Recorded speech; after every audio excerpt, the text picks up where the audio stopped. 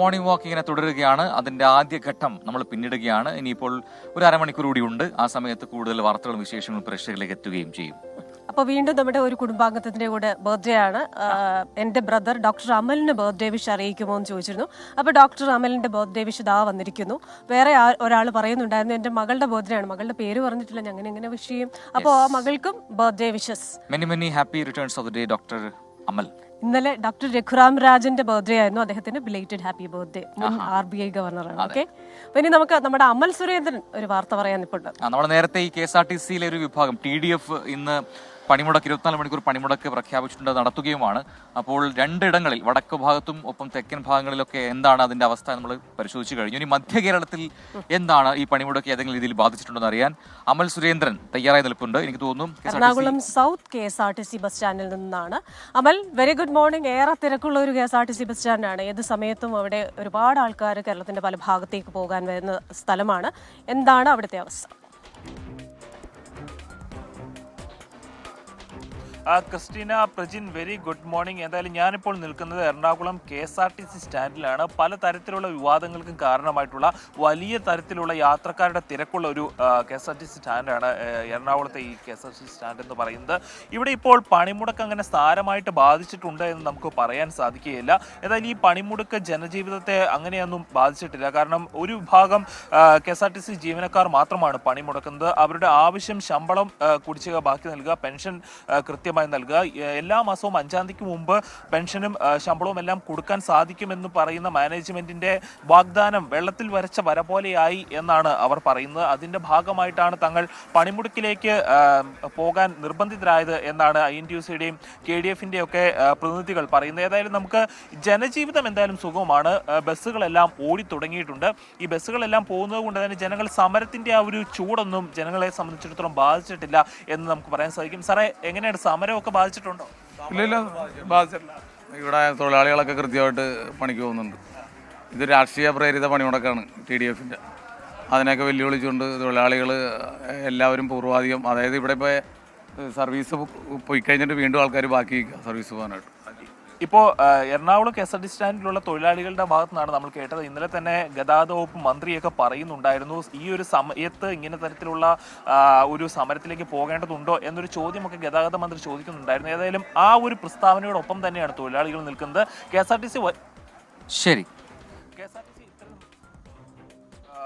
പ്രതിസന്ധിയിലൂടെ കടന്നു പോകുമ്പോഴാണ് ഇത്തരത്തിലുള്ള സമരം ഉണ്ടായത്. എന്തായാലും സമരം എറണാകുളത്തെ ബാധിച്ചിട്ടില്ല, കൊച്ചിയിലെ ബാധിച്ചിട്ടില്ല എന്നാണ് ഇപ്പോൾ പറയാനുള്ളത്. ക്രിസ്റ്റീന, പ്രജിൻ. അമൽ സുരേന്ദ്രനാണ് എറണാകുളത്തു നിന്ന് വിശദാംശങ്ങൾ നൽകിയത്. അപ്പോൾ എറണാകുളത്തും മധ്യ കേരളത്തിലും പൊതുവിൽ ഈ പണിമുടക്ക് ബാധിച്ചിട്ടില്ല എന്നാണ് നമുക്ക് മനസ്സിലാക്കാൻ കഴിയുന്നത്. പക്ഷെ കുറച്ചുകൂടെ സമയം കഴിയുമ്പോഴത്തേക്കും നമുക്കതറിയാം എങ്ങനെയെങ്കിലും ബാധിക്കുന്നുണ്ടോ എന്നുള്ളത്. ഇപ്പോൾ നേരം ഇങ്ങനെ വെളുത്തുകൊണ്ടിരിക്കുന്നു. അപ്പോൾ നമ്മൾ പനമ്പള്ളി നഗർ ഈ പാർക്കിൽ നിന്നും പുറത്തേക്ക് ഇങ്ങനെ പുറമെയുള്ള ഒരു റിംഗ് റോഡിലേക്ക് നമ്മൾ മാറിയിട്ടുണ്ട്. മനോഹരമായ വൃക്ഷങ്ങൾ കണ്ടോ ഈ പാതയോരത്ത്? രാഹുൽ സുദേവ് ഒന്ന് കാണിച്ചു കൊടുക്കാൻ പറ്റുന്ന വൃക്ഷങ്ങളുണ്ടോ? അല്ല, ഇതിനൊരു പ്രത്യേകതയുണ്ട് കണ്ടോ, ശ്രദ്ധിച്ചു നോക്കൂ. എന്താണ് കണ്ടോ അതിന്റെ ലുക്കിലെ പ്രത്യേകത? പല മരങ്ങൾ, വള്ളികളൊക്കെ അതിൽ പടർന്നു കയറിയിട്ടുണ്ട്. അപ്പോ അതിമനോഹരമായി ഈ വാക്ക് വേയിലേക്ക് നമ്മൾ കയറുകയാണ്. അതിനിടയിലെ ഒരു കമന്റ് ഇങ്ങനെ കണ്ടു. അരുണ എന്ന് പറയുന്ന ഒരു പ്രേക്ഷക അറിയിച്ചതാണ്. Good morning to both of you. Very good morning. ക്രിസ്റ്റീനയുടെ ഹെയർ സ്റ്റൈൽ കുറച്ച് മാറിയോ? എന്താണ് ആരും പറയാത്തത് ഇങ്ങനെ ആലോചിക്കുന്നത്. ആ ക്ലോസ് ക്യാമിൽ ഒന്ന് കാണിച്ചു കൊടുക്കൂ.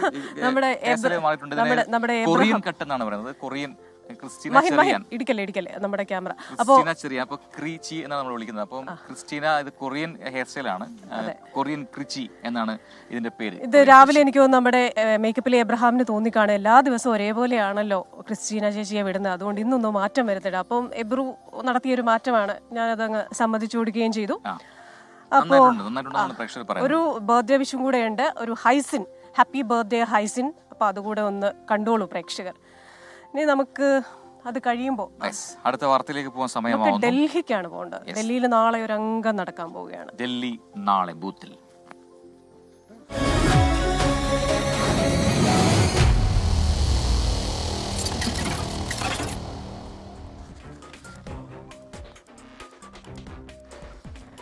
ഡൽഹിയിലെ വോട്ടേഴ്സ് നാളെ പോളിംഗ് ബൂത്തിലേക്ക് നിശബ്ദ പ്രചാരണം. വോട്ടേഴ്സിനെ നേരിൽ കണ്ട് അവസാന വോട്ട് ഉറപ്പാക്കാനുള്ള ശ്രമത്തിലാണ് സ്ഥാനാർത്ഥികൾ.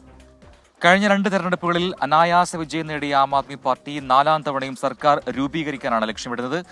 ഡൽഹി മദ്യനയ അഴിമതിയും കെജ്രിവാളിന്റെ വസതി മൂടി പിടിപ്പിക്കലും യമുനാ നദി മലിനീകരണവും അടക്കം നിരവധി ആരോപണങ്ങളാണ് പ്രചാരണത്തിനായി BJP ഇത്തവണ ഉപയോഗിച്ചത്. കേന്ദ്ര ബജറ്റും നികുതി ഇളവും മധ്യവർഗ വോട്ടേഴ്സ് നിർണായകമായ ഡൽഹിയിൽ BJPക്ക് അനുകൂല സാഹചര്യം ഒരുക്കുമെന്നാണ് പ്രതീക്ഷ. കഴിഞ്ഞ 2 തവണയും ചിത്രത്തിലില്ലാതിരുന്ന കോൺഗ്രസ് ഇത്തവണ രാഹുൽ ഗാന്ധിയെയും പ്രിയങ്ക ഗാന്ധിയെയും മുൻനിർത്തി തിരിച്ചുവരവിനുള്ള നീക്കമാണ് നടത്തുന്നത്.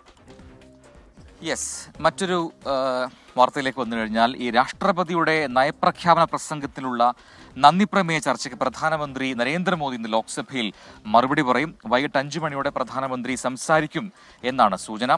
കഴിഞ്ഞ ദിവസം ലോക്സഭയിൽ നടത്തിയ പ്രസംഗത്തിൽ പ്രതിപക്ഷ നേതാവ് രാഹുൽ ഗാന്ധി പ്രധാനമന്ത്രിക്കെതിരെ കടുത്ത വിമർശനങ്ങൾ ഉന്നയിച്ചിരുന്നു എന്നുകൂടി മനസ്സിലാവുന്നുണ്ട്. അപ്പോൾ അതിനുള്ള മറുപടിയൊക്കെ പ്രധാനമന്ത്രി ഇന്ന് നൽകും എന്ന് നമുക്ക് കരുതാം. അതെ, രാഹുലിനെതിരെ നടപടി എടുക്കണമെന്ന് പാർലമെന്ററി കാര്യമന്ത്രി കിരൺ റിജിജു സ്പീക്കറോട് ആവശ്യപ്പെട്ടിട്ടുണ്ടെന്ന വിവരമുണ്ട്. രാഷ്ട്രപതിയെക്കുറിച്ച് നടത്തിയ പരാമർശത്തിൽ സോണിയാഗാന്ധിക്കെതിരെയും BJP MPമാർ അവകാശ ലംഘനത്തിന് നോട്ടീസ് നൽകിയിട്ടുണ്ട്. അതേസമയം കുംഭമേളയ്ക്കിടെ ഉണ്ടായ അപകടത്തിൽ ചർച്ച ആവശ്യപ്പെട്ട് പാർലമെന്റിലെ ഇരുസഭകളിലും ഇന്നും പ്രതിപക്ഷം പ്രതിഷേധിക്കും. കേരളത്തിനോടുള്ള അവഗണനയ്ക്കെതിരെ ബജറ്റിൽ കേരള MPമാരും പ്രതിഷേധമുയർത്തും. ഇനി മറ്റൊരു റിപ്പോർട്ടിലേക്കാണ്. കഴിഞ്ഞ ദിവസം ഈ CPIM സംസ്ഥാന സെക്രട്ടറി MV ഗോവിന്ദൻ നടത്തിയ ഒരു പരാമർശം ഉണ്ടായിരുന്നു. അപ്പോൾ അതുമായി ബന്ധപ്പെട്ട ഒരു റിപ്പോർട്ടിലേക്കാണ് നമ്മൾ കിടക്കുന്നത്. ആർട്ടിഫിഷ്യൽ ഇന്റലിജൻസ് അഥവാ AI സോഷ്യലിസം കൊണ്ടുവരും എന്നാണല്ലോ CPIM സംസ്ഥാന സെക്രട്ടറി MV ഗോവിന്ദൻ പറഞ്ഞിരിക്കുന്നത്. എന്നാൽ MV ഗോവിന്ദൻ കൂടി അംഗമായ പോളിറ്റ് ബ്യൂറോ തയ്യാറാക്കിയ കരട് രാഷ്ട്രീയ പ്രമേയം പക്ഷേ ആ ശുഭാപ്തി വിശ്വാസം ശരിവെക്കുന്നില്ല എന്നുള്ളതാണ്. അതെ, ജനതാല്പര്യം മുൻനിർത്തി AI നിയന്ത്രിക്കാൻ ചട്ടം വേണമെന്നാണ് പ്രമേയം ആവശ്യപ്പെടുന്നത്. പണ്ട് കമ്പ്യൂട്ടർ വന്നപ്പോൾ പറഞ്ഞ പോലെ തൊഴിൽ വിഴുങ്ങുന്ന ബഗനാണ് എന്ന് പറഞ്ഞാൽ അതിൽ തന്നെ നിൽക്കുകയാണ്. പക്ഷേ പല രാജ്യങ്ങളും രാജ്യാന്തര തലത്തിൽ പല രാജ്യങ്ങളും ഇത്തരത്തിലൊരു നിയന്ത്രണ ചട്ടം വേണമെന്ന് പറയുന്നുണ്ട്. പക്ഷെ എന്തായാലും എനിക്ക് തോന്നുന്നു MV ഗോവിന്ദൻ കുറച്ചുകൂടെ ഒന്ന് കടന്നു ചിന്തിച്ചിട്ടാണ് ആ രീതിയിൽ പറഞ്ഞതെന്ന് തോന്നുന്നു. അതെ, പക്ഷെ അങ്ങനെ തോന്നുന്നില്ല. അപ്പോ AI മൂത്താൽ ഉണ്ടാവാൻ സാധ്യതകളെന്നാ സോഷ്യലിസത്തിലേക്കുള്ള യാത്രയാണ്, ഒരു സംശയവും വേണ്ട ഞങ്ങൾക്ക്. കേരളത്തിലെ സംസ്ഥാന സെക്രട്ടറിയും പാർട്ടി ക്ലാസുകളിലെ സൈദ്ധാന്തികനുമായ MV ഗോവിന്ദൻ മാസ്റ്റർ ആർട്ടിഫിഷ്യൽ ഇന്റലിജൻസിനെ കുറിച്ച് പങ്കുവച്ച വിപ്ലവ പ്രതീക്ഷയാണിത്. സോഷ്യലിസം കൊണ്ടുവരുമെന്ന് ഗോവിന്ദൻ മാസ്റ്റർ പ്രവചിച്ച AIയെക്കുറിച്ച് അദ്ദേഹം കൂടി അംഗമായ പൊളിറ്റ് ബ്യൂറോ രൂപം കൊടുത്ത കരട് രാഷ്ട്രീയ പ്രമേയത്തിന് അത്ര നല്ല അഭിപ്രായമല്ല. AI സോഷ്യലിസം കൊണ്ടുവരുന്ന സംവിധാനമല്ല. പണ്ട് കമ്പ്യൂട്ടറിനെ പറഞ്ഞതുപോലെ തൊഴിലിൽ നിന്ന് ബഗൻ എന്ന പോലെയുള്ള അഭിപ്രായമാണ് കരട് രാഷ്ട്രീയ പ്രമേയം മുന്നോട്ട് വെക്കുന്നത്. പല മേഖലകളിലുമുള്ള തൊഴിലാളികൾക്ക് AI മൂലം പണി പോകുമെന്നാണ് രാഷ്ട്രീയ പ്രമേയത്തിലെ മുന്നറിയിപ്പ്. വ്യക്തിഗത വിവരങ്ങളും മറ്റും കൈക്കലാക്കി സ്വകാര്യത എന്ന അടിസ്ഥാന അവകാശത്തിലേക്ക് കടന്നു കയറാനും വലിയ കമ്പനികൾ AI ഉപയോഗിക്കുന്നതായും പ്രമേയം പറയുന്നു. ഈ സാഹചര്യത്തിലാണ് AI നിയന്ത്രിക്കാൻ ചട്ടം വേണമെന്ന് കരട് രാഷ്ട്രീയ പ്രമേയം ആവശ്യപ്പെടുന്നത്. കൊൽക്കത്തയിൽ ചേർന്ന പോളിറ്റ് ബ്യൂറോയും കേന്ദ്ര കമ്മിറ്റിയുമാണ് കരട് രാഷ്ട്രീയ പ്രമേയം ചർച്ച ചെയ്ത് അംഗീകരിച്ചത്. ഈ യോഗങ്ങൾക്ക് ശേഷമാണ് AI സോഷ്യലിസം കൊണ്ടുവരുമെന്ന് പ്രവചനം നടത്തി ഗോവിന്ദൻ മാസ്റ്റർ ശുഭാപ്തി വിശ്വാസിയായത്. മുൻപൊരിക്കൽ ജനകീയ ജനാധിപത്യ വിപ്ലവമൊന്നും ഇനി നടക്കില്ലെന്ന് ആകുലപ്പെട്ടയാളാണ് ഗോവിന്ദൻ മാസ്റ്റർ. കരട് രാഷ്ട്രീയ പ്രമേയത്തിൽ എന്തു തന്നെ പറഞ്ഞാലും സോഷ്യലിസം നടക്കില്ലെന്ന മാസ്റ്ററുടെ വിഷമം മാറ്റാൻ AIക്ക് കഴിഞ്ഞല്ലോ. ശരിക്കും അതല്ലേ വിപ്ലവം? 24 തിരുവനന്തപുരം. അപ്പോൾ സമയം 6 മണി കഴിഞ്ഞ് 42 അപ്പോൾ AI ഇങ്ങനെ കയറൂരി വിട്ടാൽ പറ്റില്ല എന്ന രാജ്യാന്തര തലത്തിൽ വികസിത രാജ്യങ്ങൾ പോലും പറയുന്നുണ്ട്. അതിന് ചില നിയന്ത്രണങ്ങൾ അല്ലെങ്കിൽ എന്തെങ്കിലുമൊക്കെ കാര്യങ്ങൾ ഇതൊന്ന് പരിശോധിക്കണം ഗവൺമെന്റ് തലത്തിൽ എന്ന് പറയുന്നുണ്ട്. എന്ത് തീരുമാനങ്ങളാണെങ്കിൽ അത് ആഗോളതലത്തിൽ വേണം എന്നുള്ളതാണ്. എല്ലായിടത്തും ഒരുപോലെ ആയിരിക്കണം എന്നുള്ളതാണ് ഇത് ബാധകമാകേണ്ടത്. ഇനി ഇത് പറയുമ്പോൾ സമയത്ത് നമ്മുടെ ഷാനിബ് ഉണ്ടല്ലോ, നമ്മുടെ സ്പെഷ്യൽ പ്രേക്ഷകനാണ്. ഷാനിബ് കഴിഞ്ഞ ദിവസം എനിക്ക് പേഴ്സണലി ഒരു മെസ്സേജ് അയച്ചിരുന്നു. എന്താണെന്നറിയോ, ക്രിസ്റ്റീന ചെറിയാനെ ഭയങ്കര ഇഷ്ടമാണ്, അപ്പം ഭയങ്കര ഫാനാണെന്ന് പറയുന്നു. പിന്നെ തിരൂരിലേക്ക് നമ്മൾ മോർണിംഗ് വാക്കിനെ എത്തണം. ഇനി ഞാൻ എത്തിയില്ലെങ്കിലും കുഴപ്പമില്ല, ക്രിസ്റ്റീന ചെറിയാൻ എന്തായാലും മോർണിംഗ് വാക്കിന് അവിടെ എത്തണം എന്നാണ്. നമ്മളൊരു ദിവസം തിരൂര് പോയാലോ? തിരൂര് പോകണ്ടേ നമുക്ക്? ഒരു ദിവസം നമുക്ക്. മാത്രമല്ല ഈ ഷാനിബ് പോകുന്ന ജിമ്മില് നമ്മുടെ സമീർ ബിൻ കരീമും അവിടെയാണ് പോകുന്നത്. ജിമ്മിലെ ട്രെയിനർ, അതേപോലെ തന്നെ ഷാനിബിന്റെ ഉമ്മ സക്കീന ഒക്കെ ഇന്നലെ, സക്കീന ചേച്ചി ഒക്കെ ഇന്നലെ മെസ്സേജ് അയച്ചു. പ്രൊഡ്യൂസർ നമ്മുടെ വിഷ്ണു പറഞ്ഞു തീർച്ചയായിട്ടും പോകണം എന്ന് പറയുന്നത്. അതെ, പ്രൊഡ്യൂസറിനെയും കൊണ്ടങ്ങ് പോയേക്കാം. ഓക്കെ, പിന്നെ നമ്മുടെ സുരേന്ദ്രകുമാർ PA എൻ്റെ നാടാണെന്ന് പ്രൊഡ്യൂസർ പറയുന്നുണ്ട്.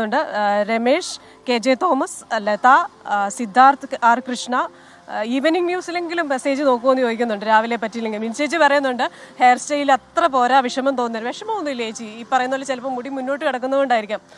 അതിൻ്റെ എബ്രു പറഞ്ഞിട്ടുണ്ട്, ചേച്ചി മുടി ഒന്ന് മുകളിലോട്ട് വെക്കണേന്ന് പറയുന്നുണ്ട്. അവസാന ഘട്ടത്തിലേക്ക് നമ്മൾ ഇങ്ങനെ കടക്കാൻ പോവുകയാണ്. അപ്പോൾ ഒരു പുതിയ വാർത്ത വരുന്നുണ്ട്, ആ വാർത്തയിലേക്ക് ഒന്ന് കിടക്കാം അല്ലേ.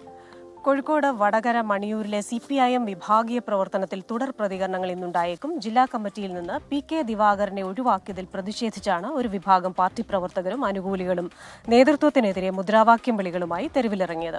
കഴിഞ്ഞ ദിവസം PK ദിവാകരനെ ജില്ലാ കമ്മിറ്റിയിൽ നിന്ന് ഒഴിവാക്കിയതിൽ സോഷ്യൽ മീഡിയയിൽ വ്യാപക പ്രതിഷേധമുണ്ടായിരുന്നു. ജനകീയ അടിത്തറയുള്ള ദിവാകരൻ മാസ്റ്ററെ ഒഴിവാക്കി പകരം ഏരിയ കമ്മിറ്റിയിൽ ഉൾപ്പെടുത്തിയ വടകര നഗരസഭാ ചെയർപേഴ്സൺ PK ബിന്ദുവിന് ഡബിൾ പ്രൊമോഷൻ നൽകിയതാണ് പ്രവർത്തകരെ ചൊടിപ്പിച്ചത്. ഏറെക്കാലമായി വടകരയിൽ CPM-ൽ നിലനിന്നിരുന്ന വിഭാഗീയത ജില്ലാ സമ്മേളനത്തോടെ മറനീക്കി പുറത്തുവരികയാണ്. ഇനി മറ്റൊരു വാർത്തയിലേക്ക് വന്നാൽ, ഇടുക്കി ജില്ലാ സമ്മേളനത്തിന് തൊടുപുഴയിൽ തുടക്കമാവുകയാണ്. പ്രതിനിധി സമ്മേളനം സംസ്ഥാന സെക്രട്ടറി MV ഗോവിന്ദൻ ഉദ്ഘാടനം ചെയ്യും. ലിസ് ഗ്രൗണ്ടിൽ നടക്കുന്ന സമ്മേളനത്തിൽ 355 പ്രതിനിധികൾ പങ്കെടുക്കും.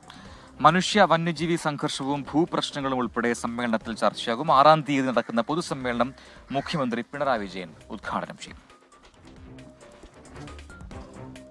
അപ്പോൾ CPIM ജില്ലാ സമ്മേളനങ്ങളുടെ ഒരു കാലമാണിപ്പോൾ. പലയിടങ്ങളിൽ ജില്ലാ സമ്മേളനം പൂർത്തിയായി വരുന്നു. കാരണം കൊല്ലത്താണ് സംസ്ഥാന സമ്മേളനം നടക്കുന്നത്. അപ്പോൾ അതിന് മുന്നോടിയായി ജില്ലാ സമ്മേളനങ്ങൾ പൂർത്തിയാക്കുക എന്നതാണല്ലോ ലക്ഷ്യം. അപ്പോൾ ഇതാ നമ്മൾ നടന്നു വരുമ്പോഴാണ് നമ്മൾ ഈ മനോഹരമായ പാലം, ഇവിടുത്തെ റെസിഡൻഷ്യൽ ഏരിയ അല്ലെങ്കിൽ വീടുകളെയും റോഡിനെയും കണക്ട് ചെയ്തുകൊണ്ടുള്ള ഈ വാക്ക് വേക്ക് സമീപമുള്ള ഇതുപോലത്തെ പാലം പലയിടങ്ങളിലായിട്ട് ഇവിടെയുണ്ട്. അടുത്ത റിപ്പോർട്ടിലേക്ക് പോവാം. CPIM കാസർഗോഡ് ജില്ലാ സമ്മേളനത്തിന് നാളെ തുടക്കമാകും. പ്രതിനിധി സമ്മേളനം പോളിറ്റ് ബ്യൂറോ അംഗം A. വിജയരാഘവൻ ഉദ്ഘാടനം ചെയ്യും. പ്രായം കണക്കിലെടുത്ത് ജില്ലാ സെക്രട്ടറി MV ബാലകൃഷ്ണൻ സ്ഥാനം ഒഴിഞ്ഞാൽ CH കുഞ്ഞമ്പു സെക്രട്ടറി ആയേക്കും. ജില്ലാ കമ്മിറ്റിയിലേക്ക് കൂടുതൽ പുതുമുഖങ്ങൾ എത്താനും സാധ്യതയുണ്ട്. 36 അംഗങ്ങളാണ് നിലവിൽ CPIM കാസർഗോഡ് ജില്ലാ കമ്മിറ്റിയിലുള്ളത്. ഇതിൽ KP വത്സലൻ മരണപ്പെടുകയും TK രവിയെ തരം താഴ്ത്തുകയും ചെയ്തിരുന്നു. MV Krishnan, K Appukuttan, PR Chacko, K Kunhiraman, E Kunhiraman, Subanna halwa, P Raghudevan എന്നിവർ പ്രായപരിധിയാലും മറ്റു കാരണങ്ങളാലും ഒഴിവാക്കപ്പെടാൻ സാധ്യതയുള്ളവരാണ്. ഇതോടെ 9 ഒഴിവുകളുടെ സാധ്യതയാണ് ജില്ലാ കമ്മിറ്റിയിൽ തെളിയുന്നത്. 12 ഏരിയ സെക്രട്ടറിമാരിൽ 6 പേർ ജില്ലാ കമ്മിറ്റിയിലുണ്ട്. ശേഷിക്കുന്നവരിൽ സീനിയോറിറ്റി പരിഗണിച്ച് മാധവൻ മണിയറ, CA സുബൈർ, A അപ്പുക്കുട്ടൻ എന്നിവർ കമ്മിറ്റിയിലെത്തിയേക്കും. K സബീഷ്, M രാഘവൻ, ഷാലു മാത്യു, പാറക്കോൾ രാജൻ, രജീഷ് വെള്ളാട്ട് എന്നിവർ പുതുമുഖങ്ങളായേക്കും. സെക്രട്ടേറിയറ്റ് അംഗമായിരുന്ന VPP മുസ്തഫ MV ഗോവിന്ദൻ മന്ത്രിയായിരിക്കെ പേഴ്സണൽ സ്റ്റാഫിലേക്ക് പോയി തിരിച്ചെത്തിയ ആളാണ്. കമ്മിറ്റിയിലിരിക്കെ നടപടിക്ക് വിധേയനായ TK രവിയും പുറത്തുണ്ട്. ഇരുവരെയും തൽസ്ഥാനങ്ങളിൽ തിരിച്ചു കൊണ്ടുവരണമെന്ന ആവശ്യം ഉയർന്നേക്കും. കാഞ്ഞങ്ങാട് ഏരിയ കമ്മിറ്റിയിൽ നിന്ന് രാഘവനും സബീഷും വേണോ എന്ന തർക്കം വന്നാൽ M രാഘവനെ ഒഴിവാക്കാൻ നീക്കം നടക്കും. ഉദുമയിൽ മധു മുതിയക്കാലിനെ ജില്ലാ കമ്മിറ്റിയിൽ ഉൾപ്പെടുത്താൻ സമ്മർദ്ദമുണ്ട്. 75 വയസ്സുള്ളതിനാൽ ജില്ലാ സെക്രട്ടറി സ്ഥാനത്ത് നിന്ന് MV Balakrishnan മാറിയേക്കാനിടയുണ്ട്. മാറ്റമുണ്ടായാൽ Uduma MLA CH കുഞ്ഞമ്പുവിനാണ് പകരം സാധ്യത. സീനിയോറിറ്റി പരിഗണിച്ചാൽ പെരിയ ഇരട്ടക്കൊലപാതക കേസിൽ ജാമ്യത്തിലിറങ്ങിയ KV Kunhiraman, Trikaripur MLA A Rajagopal, നിലവിലെ ജില്ലാ സെക്രട്ടേറിയറ്റ് അംഗം P ജനാർദ്ദനൻ എന്നിവരുടെ പേരുകളും ഉയർന്നു വന്നേക്കും. 24 കാസർഗോഡ്. പവനരച്ചെഴുതുന്നു കോലങ്ങളെന്നും കിഴക്കിനിക്കോലായിലരുണോദയം പകലകം പൊരുളിൻ്റെ ശ്രീരാജധാനി ഹരിത കമ്പളം നീർത്തി വരവേൽപ്പിനായി ഇതിലേ വരു സാമഗാന വീണമീട്ടി അഴകെ പവനരച്ചെഴുതുന്നു കോലങ്ങളെന്നും കിഴക്കിനിക്കോലായിലരുണോദയം. അടിപൊളി. പ്രജന്റെ ഒരു പാട്ടില്ല. അരുണോദയത്തിന് സമയമായിട്ടുണ്ട്, അതൊന്ന് ഓർമ്മിപ്പിച്ചതാണ്. സൂര്യോദയത്തിന്റെ സമയമാണ്. അപ്പോ എല്ലാവരും ആക്റ്റീവായിട്ട് അവരുടെ ദൈനംദിന പ്രവർത്തനങ്ങളിലേക്ക് പോകുന്ന സമയം കൂടിയാണ്. ആ സമയത്താണ് നമ്മുടെ മോർണിംഗ് വാക്ക് ഉള്ളത്. ഇനി മോർണിംഗ് വാക്ക് കഴിഞ്ഞാൽ ഗുഡ് മോർണിംഗ് ഷോ ആണ്. അപ്പം അതൊക്കെ കേട്ടാണ് നമ്മുടെ പ്രഭാതം നമ്മുടെ പ്രിയപ്പെട്ട പ്രേക്ഷകർ മുന്നോട്ട് കൊണ്ടുപോകുക. നമ്മുടെ കുടുംബത്തിലെ 2 പേരുടെ കൂടെ ബർത്ത്ഡേ ഉണ്ട്. ഒന്ന് happy birthday Haisin, 2 happy birthday Adarsh. 2 പേർക്കും എല്ലാ ജന്മദിനാശംസകളും. എബ്രഹാം തോമസ് പറഞ്ഞു കമന്റ് അയച്ച് ഫോണിന്റെ ചാർജ് തീർന്നു. നമ്മൾ ഈ പറയുമ്പോഴും നമ്മുടെ ആ ബർത്ത്ഡേ വിഷ് സ്ക്രീനിൽ കാണാം. ഫാത്തിമ നാദൃഷ പറയുന്നു തിരൂർ എന്നാണ് വരുന്നത് നേരത്തെ പറയണം. KJ തോമസ് ഞങ്ങൾക്കിവിടെ കുട്ടനാട്ടിൽ KSRTC ബസ്സുകൾ മാത്രമേ ഉള്ളൂ, സർവീസ് വേറെ ഇല്ല എന്ന് പറയുന്നു. ശരിയാണ്. അപ്പോൾ അവിടെയൊക്കെ ആയിരിക്കും ഈ പണിമുടക്ക് സാരമായി ബാധിക്കാൻ പോകുന്നത്. അറിയില്ല, കുറച്ചുകൂടെ കഴിഞ്ഞാൽ മാത്രമേ സർവീസുകൾ മുടങ്ങുന്നുണ്ടോ എന്നൊക്കെ അറിയാൻ കഴിയുള്ളൂ. JV പറയുന്ന വെളിവില്ലാത്ത രണ്ടുപേരുന്നു നമ്മുടെ കാര്യമാണോ? ഞങ്ങളത് അംഗീകരിക്കുന്നു. നമുക്ക് അടുത്ത റിപ്പോർട്ടിലേക്ക് പോയാലോ? അതെ, നമുക്ക് അടുത്ത റിപ്പോർട്ടിലേക്ക് പോകാം. യെസ്, അപ്പോൾ അടുത്ത റിപ്പോർട്ട് എന്ന് പറയുമ്പോൾ അത് ക്രിസ്ത്യൻ ചിറയന്റെ സ്വന്തം മേഖലയാണ്. അപ്പോ ഇപ്പൊ നമ്മുടെ കേന്ദ്ര ബജറ്റ് കഴിഞ്ഞു, ഇപ്പോൾ സംസ്ഥാന ബജറ്റ് വരികയാണ്. ഫെബ്രുവരി 7-ാം തീയതിയാണ് സംസ്ഥാന ബജറ്റ് പ്രഖ്യാപനം. എല്ലാം സെറ്റാണോ എന്ന് ചോദിച്ചു കഴിഞ്ഞാൽ കേന്ദ്രത്തിൽ നിന്ന് ചോദിച്ചത് കിട്ടിയില്ല. അപ്പോൾ അത് ഓഫ് ബജറ്റായിട്ട് ബജറ്റിന് പുറമെ എന്തെങ്കിലുമൊക്കെ സഹായം കിട്ടുമെന്ന് നമുക്ക് പ്രതീക്ഷിക്കാം. സാമ്പത്തിക പ്രതിസന്ധി ഉണ്ടെന്ന് ധനമന്ത്രി KN ബാലഗോപാൽ തുറന്ന് സമ്മതിച്ചിട്ടുണ്ട്. അപ്പോൾ ഇതിനൊക്കെ ഇടയിൽ മുണ്ടും മുറുക്കി ഉടുത്തുകൊണ്ടാണ് ഇത്തവണ KN ബാലഗോപാൽ ബജറ്റ് പ്രഖ്യാപനത്തിന് എത്തുന്നത്. പക്ഷേ എന്തെങ്കിലുമൊക്കെ അദ്ദേഹം കാത്തുവച്ചിട്ടുണ്ടാകാമെന്ന് പ്രതീക്ഷിക്കാം സംസ്ഥാന ബജറ്റ്.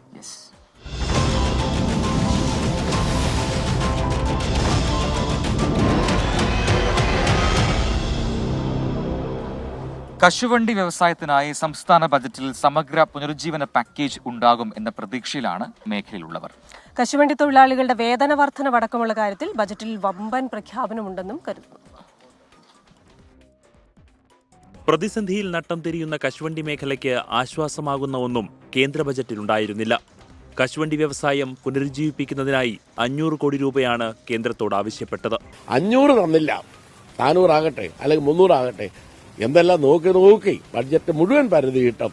5 നയാ പൈസ പോലും കശുവണ്ടിക്ക് തന്നില്ല എന്ന് പറഞ്ഞാൽ കേന്ദ്ര സർക്കാരിനെ അനുകൂലിക്കുന്ന ആളുകളുടെ നിലപാട് എന്ത് എന്നറിയാൻ ഈ വ്യവസായത്തെ സ്നേഹിക്കുന്ന തൊഴിലാളികൾക്കും ട്രേഡ് യൂണിയനുകൾക്കും അതിയായ ആഗ്രഹമുണ്ട്. വ്യവസായത്തെയും തൊഴിലാളികളെയും സംരക്ഷിക്കാൻ വമ്പൻ പാക്കേജ് അനിവാര്യമായിരിക്കെ സംസ്ഥാന ബജറ്റാണ് ഇനിയുള്ള പ്രതീക്ഷ. സ്വന്തം കാലിൽ നമുക്ക് നിൽക്കണം, അതിന് കൃഷി ഉൾപ്പെടെ പ്രോത്സാഹിപ്പിക്കാൻ നല്ല നിലപാട് തന്നെ സർക്കാർ സ്വീകരിക്കാൻ ഇടയുണ്ട് എന്ന് തന്നെയാണ് കരുതുന്നത്. ധനമന്ത്രി ഈ പ്രശ്നങ്ങളെല്ലാം നേരിട്ട് അറിയാം എന്നുള്ളതുകൊണ്ട് മുഖ്യമന്ത്രിയുടെയും ധനമന്ത്രിയുടെയൊക്കെ ശ്രദ്ധയിൽ ഇത് പെടുത്തിയിട്ടുണ്ട്. ആശ്വാസമായ നടപടികളെ പ്രതീക്ഷിക്കാം. ഇറക്കുമതി ചെയ്യുന്ന തോട്ടണ്ടിക്ക് നികുതി ഏർപ്പെടുത്തിയതും വിദേശത്തുനിന്ന് ഇറക്കുമതി ചെയ്യുന്ന കശുവണ്ടി പരിപ്പിന് ഇളവുകൾ നൽകിയതും മേഖലയുടെ തകർച്ചയ്ക്ക് കാരണമായി. മോഡി സർക്കാരാണ് 9.33% കശുവണ്ടിക്ക് ഇറക്കുമതി ടാക്സ് കൊണ്ടുവന്നുകൊണ്ടൊരു നിലപാട് ചെയ്യുന്നത്. പ്രതിഷേധമൊക്കെ വന്നപ്പോൾ അത് 2.33 ആക്കി മാറ്റിയിട്ടുണ്ടെങ്കിലും ആ പ്രതിസന്ധിയുടെ ആഘാതത്തെ തുടർന്ന് 100 കണക്കിന് ഫാക്ടറികൾ തോട്ടണ്ടിയുടെ വില കൂടിയതിന്റെ പേരിൽ അടച്ചുപൂട്ടപ്പെട്ടു.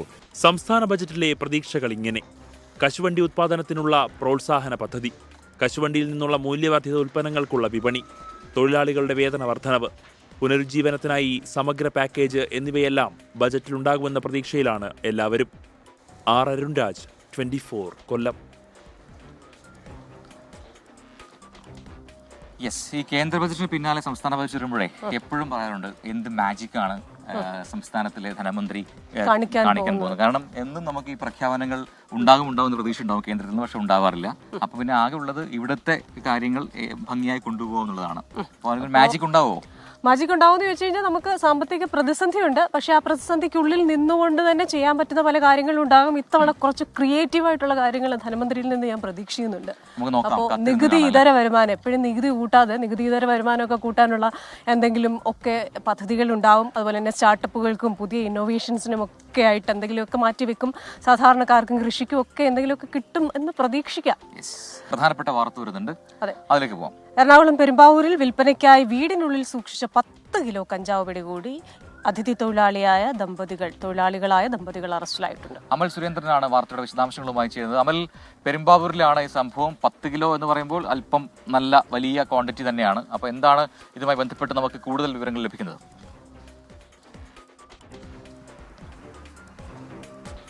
പ്രജിൻ 10 കിലോ കഞ്ചാവാണ് ഇന്നലെ രാത്രി എക്സൈസ് വിഭാഗം പെരുമ്പാവൂരിൽ നടത്തിയ പരിശോധനയിൽ നിന്ന് കണ്ടെത്തിയിരിക്കുന്നത്. പശ്ചിമ ബംഗാൾ സ്വദേശികളായിട്ടുള്ള മുർഷിദാബാദ് സ്വദേശികളായിട്ടുള്ള മോട്ടിലാൽ മുർമു, ഇയാളുടെ ഭാര്യ ഹൽഗി ഹസ്ദ എന്നിവരെയാണ് പെരുമ്പാവൂർ എക്സൈസ് വിഭാഗം അറസ്റ്റ് ചെയ്തിട്ടുള്ളത്. ഇവരുടെ കയ്യിൽ നിന്ന് 10 കിലോ കഞ്ചാവും അതിനോടൊപ്പം തന്നെ 50,000 രൂപയും കണ്ടെത്തിയിട്ടുണ്ട്. ഈ 10 കിലോ കഞ്ചാവ് ഇവർ പശ്ചിമ ബംഗാളിൽ നിന്ന് എത്തിച്ചതാണ് എന്നാണ് പോലീസിന് മനസ്സിലായിട്ടുള്ളത്. ഇത് പെരുമ്പാവൂരിലുള്ള അതിഥി തൊഴിലാളികൾക്കിടയിൽ വിൽപ്പന നടത്തുവാൻ വേണ്ടി കൊണ്ടുവന്നതാണ്. ഇവർ വാടക വീട്ടിലായിരുന്നു താമസിക്കുന്നത്. ഈ വാടക വീട്ടിൽ എത്തിയാണ് പോലീസിന്റെ രഹസ്യമായിട്ടുള്ള അന്വേഷണത്തിന്റെ ഭാഗമായി ഇവരെ അറസ്റ്റ് ചെയ്തത്.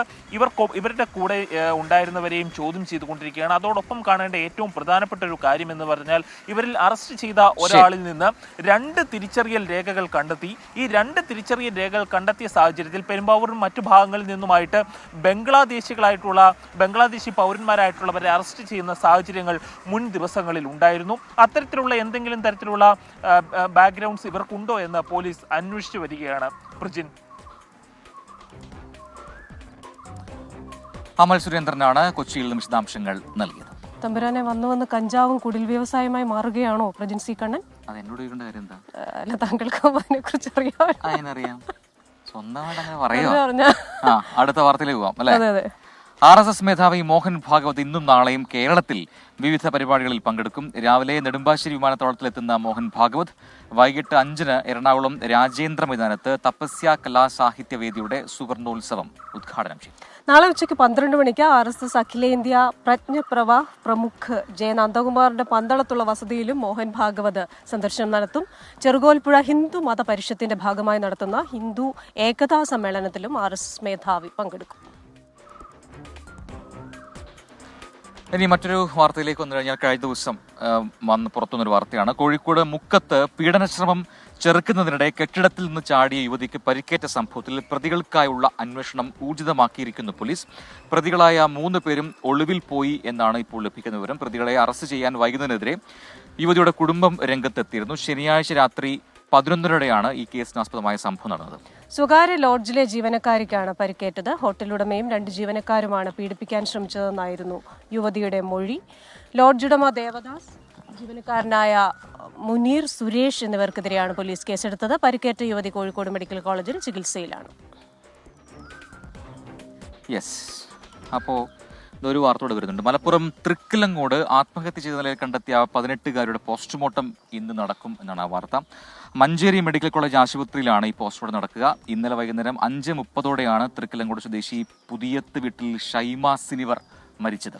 കഴിഞ്ഞ വെള്ളിയാഴ്ച ഷൈമയുടെ വിവാഹം നിശ്ചയിച്ചിരുന്നു. ഇന്നലെ രാത്രിയോടെ പെൺകുട്ടിയുടെ ആൺസുഹൃത്ത് സജീർ കൈഞ്ഞരമ്പ് മുറിച്ച് ആത്മഹത്യാശ്രമം നടത്തിയിരുന്നു. യുവാവിനെ മഞ്ചേരി മെഡിക്കൽ കോളേജിൽ പ്രവേശിപ്പിച്ചു. സജീർ അപകടനില തരണം ചെയ്തിട്ടുണ്ട്. എടവണ്ണ പോലീസ് അസ്വാഭാവിക മരണത്തിന് കേസെടുത്ത് അന്വേഷണവും ആരംഭിച്ചു.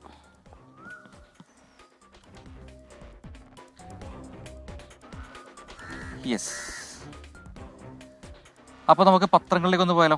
പത്രങ്ങളിലേക്ക് പോവാം. ഏതാണ്? എന്റെ കയ്യിൽ മാതൃഭൂമിയാണ്, എന്റെ കയ്യിൽ മനോരമയാണ്.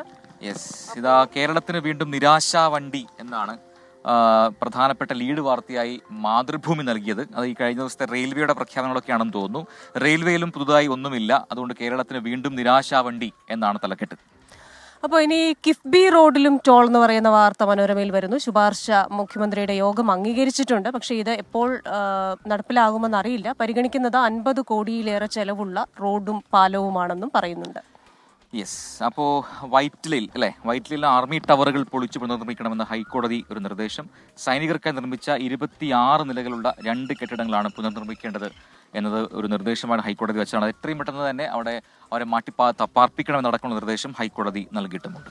ഇനി മറ്റൊരു വാർത്ത, ട്രംപൻ എഫക്റ്റിൽ രൂപ വീണു എന്നുള്ളതാണ്. രൂപ ഇന്നലെ സർവകാല റെക്കോർഡായ തകർച്ചയിലായിരുന്നു. 87 രൂപ 29 പൈസ എന്നാണ് $1 ഇന്നലെ രൂപയ്ക്ക് കൊടുക്കേണ്ട ഒരു നിലവാരം. പക്ഷേ ഈ ഡോളർ കയ്യിലുള്ളവർക്കൊക്കെ ഒരു സന്തോഷമുള്ള വാർത്തയാണ്. പ്രജന, ഇനി നമ്മുടെ ഡയസിന്റെ ഫോണിൽ ഫോട്ടോ എടുക്കുമ്പോൾ നമുക്ക് വളരെ സന്തോഷമാണ്. കാരണം വളരെ നല്ല ഫോട്ടോകളാണ് കിട്ടുന്നതെന്ന്. അപ്പോൾ അതൊരു ഈ സാംസങ് സോഷ്യൽ മീഡിയയിൽ കാണാനുണ്ട്. അതെ നമ്മളെ സാംസങ് ആരാധകർ കാത്തിരിക്കുന്ന സാംസങ് ഗാലക്സി S25 സീരീസിന്റെ കേരളത്തിലെ ആദ്യ വിൽപ്പന കോഴിക്കോട് പൊറ്റമ്മൽ മൈജി ഫ്യൂച്ചറിൽ നടന്നു. സാംസങ് പ്രതിനിധികൾ പങ്കെടുത്തു. ഉപയോക്താക്കൾക്ക് ആവശ്യങ്ങൾക്കനുസരിച്ച് ഈസിയായി ഉപയോഗിക്കാൻ കഴിയുന്ന രീതിയിലുള്ള AI അസിസ്റ്റൻസ് ആണ് നൽകുന്നത്. IA അസിസ്റ്റൻസ് ആണ് നൽകുന്നത്. സ്റ്റാൻഡേർഡ് പ്ലസ് അൾട്ര എന്നിങ്ങനെ 3 മോഡലുകളാണ് പുറത്തിറക്കിയിരിക്കുന്നത്. 12 GB റാമും 1 TB വരെ സ്റ്റോറേജുമുണ്ട്. നവീകരിച്ച 50 മെഗാപിക്സൽ അൾട്ര വൈഡ് ക്യാമറയും പ്രത്യേകതയാണ്.